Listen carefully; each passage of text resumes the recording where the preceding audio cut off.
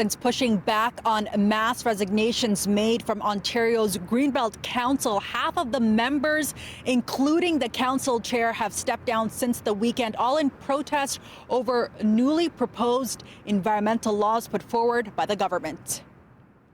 In Schedule 6 of the bill, they've made many really serious amendments that limit the power of conservation authorities to carry out their jobs in terms of looking after the natural environment in Ontario. David Crombie stepping down as the chair of Ontario's Greenbelt Council in protest against Schedule 6, new rules in the province's recent budget bill that critics, including Crombie, say would strip power from local conservation authorities and gut environmental protections. This legislation seriously alters our ability to look after river valleys, watershed planning, and that host of things that we need to protect the public in relation to health, in relation to safety, and in relation to prosperity. In mere days, 6 more members of the council also stepped down as environmental groups, along with the Toronto and Region Conservation Authority, have asked the province to remove the bill, arguing it would allow the minister to override conservation authorities and give control to those with financial interest. It undermines environmental protection and, with its attacks on flood control, puts lives at risk. But it doesn't appear that the province is budging on the bill. While announcing a $30 million investment to wetland restoration this morning, the minister responsible for overseeing the cabinet responded to critics, first thanking the members who resigned for their services.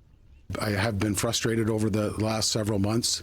I have attended the monthly meetings because this is a priority for me to work with the council on a plan to grow the Greenbelt. We've been unable to move that plan forward. The minister defended the minister's zoning order, saying it plays a role in the province's economic recovery and accelerating projects, but with the environment in mind.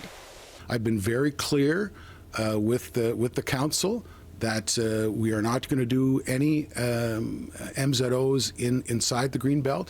They're all driven by the local council. They're at the request of the local council. The NDP says this wasn't a credible defense, and Crombie argues the Greenbelt is connected to the land around it. Water flows wherever it needs to go. Things grow wherever they need to go. Little animals, birds, so they go where they want to go. Though Crombie, a former Toronto mayor and cabinet minister, may have resigned, he says he's going to keep fighting. There are thousands of people and organizations that I'm going to join and help them keep the pressure on the government to rescind those things that we don't want if they pass the bill, and as well oppose projects that are going to come as a consequence. Bad projects that come as a consequence, we are going to fight those. We asked Minister Clark's office what happens next now that half of the members of this council have stepped down. A spokesperson tells us that the government had already been looking into new appointments for this council, and we'll have more information to share soon.